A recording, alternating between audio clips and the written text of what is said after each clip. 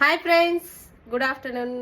Today మా ఇంట్లో చాలా ఐటమ్స్ ఉన్నాయండి. ఈరోజు శుక్రవారం కదా, నో నాన్ వెజ్ అనమాట, ఓన్లీ వెజ్. చాలా ఐటమ్స్ అయితే చేసిందమ్మ. ఏంటో రండి మీకు చూపించేస్తాను. వైట్ రైస్, క్యాబేజీ, పచ్చనిపప్పు, పచ్చనిపప్పు వేసి అమ్మ అయితే కర్రీ అయితే చేసింది. మెంతాకు పప్పు, వంకాయ తాలింపు.